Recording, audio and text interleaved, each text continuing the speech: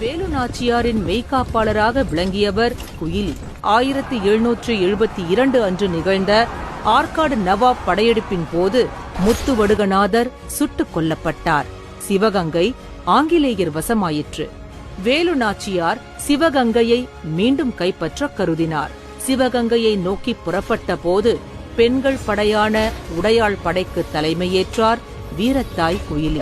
வேலு நாச்சியார் படை ஆங்கிலேயர் படையை துவம்சம் செய்ய முனைந்தது. ஆங்கிலேயரின் அதிநவீன ஆயுதங்களால் வேலு நாச்சியார் படை தோல்வி முகம் காண தன் தாய் திருநாட்டின் விடுதலைக்காக எரிநெய்யை உடலில் ஊற்றிக்கொண்டு ஆங்கிலேயரின் ஆயுத கிடங்கில் குதித்து ஆயுதங்கள் அனைத்தையும் வெடித்து சிதறச் செய்து பலியானார் குயிலித்தாய். சிவகங்கை அந்நியர் பிடியிலிருந்து மீண்டது. வீரத்தாய் குயிலியின் தியாகம் போற்றி வேலு நாச்சியார் மணிமண்டப வளாகத்தில் 50 லட்சம் ரூபாய் மதிப்பீட்டில் திருவுருவச் சிலை அமைத்து மாண்புமிகு முதலமைச்சர் அவர்கள் திறந்து வைத்துள்ளார்கள்.